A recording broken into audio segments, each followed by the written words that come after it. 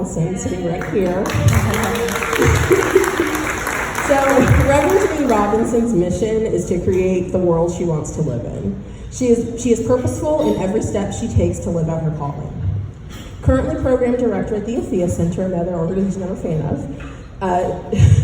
So currently the program director at the Athea Center, Janine is also the health and wholeness minister for the Fellowship of Affirming Ministries and serves as the elder of external ministries for Living Faith Covenant Church.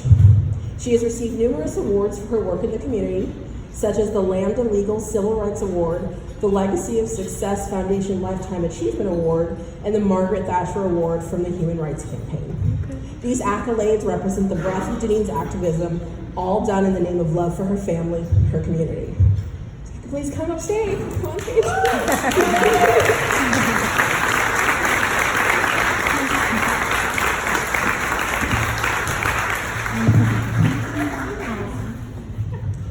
So it's funny. I was thinking this morning what I was going to say. One of the few times I thought about it, honestly.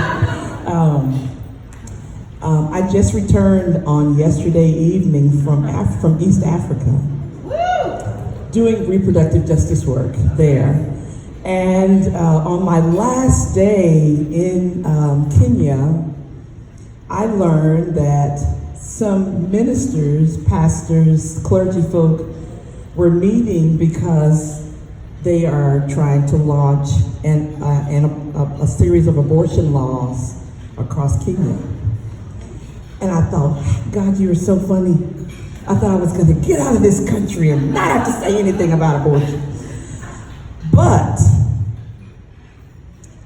one of the things that they said that is the impetus behind what I'm going to say today briefly is part of the challenges that they are having in East Africa around reproductive rights is because of what religious folk are doing in our country. Yes. Y'all can clap on that. The religious folk in our country not having the kind of success that they want to have here have taken their fight to Africa and are actively creating horrific anti-abortion laws there so that they can establish some precedent to make the kind of changes that they really want to make here. And yes, it's shit fuck here now. And I'm still clergy. Let them know. It is shit fuck here now. But if they're able to do what they really want to do, we're all gonna be kicking our own selves in the ass because we've been more lazy than we should have been. Yes. We've been less active than we should have been. We've been more passive than we should have been. What I want to say though is because we were there, the Health and Wholeness Ministry that I'm a part of now internationally, because we were there, we were able to shed some insight. So the pastors that were representing our churches were also there. And they were able to say, no, we don't want this for our women. And so some of the laws didn't pass. Yeah. But here's what I want to say to us. We, as hard as things seemingly are, there is more work that we can do. The one thing that we can each do is we can live out loud what we live out in here. That's the one thing we can do. There are many of us who sit in these spaces and we give money to hotlines, we give money to Planned Parenthood, we give money to organizations, but nobody that knows us know we do it. And maybe that's not anybody in this space. So I apologize if I am making a statement that doesn't apply to you, but if it does, tell your spouse. Say that.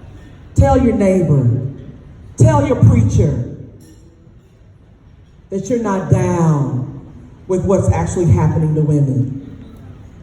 Stop sitting in other spaces and accepting what you get Actually stand up for the women that you give your money for. They need you. We need you. Those things happen in our world because we don't say enough.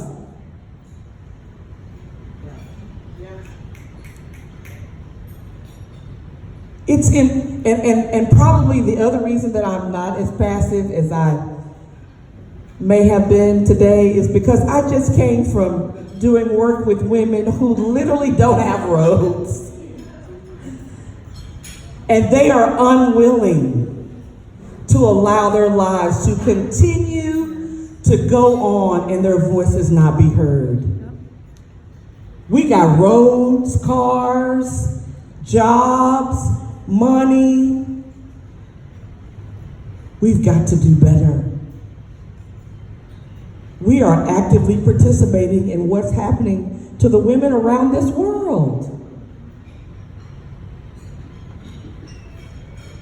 We are actively participating in what's happening.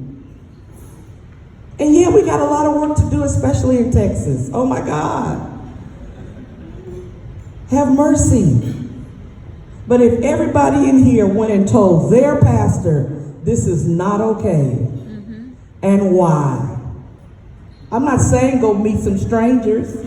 Just talk to the people that you know. And challenge them to vote differently.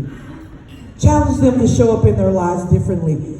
Challenge them to not accept the commentary that we listen to when we're sitting with our friends and they're talking about people that are not in our group. If you just did that, it would change the world.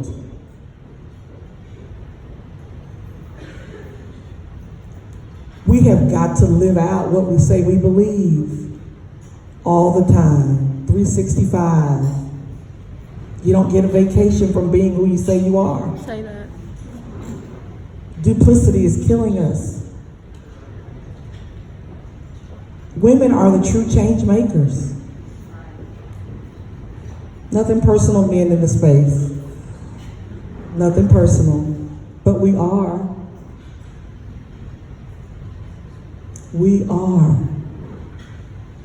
And as clergy, I don't feel like I did a lot to receive this award, honestly. When Camion can tell me, when she told me, I was like, what? What did I do?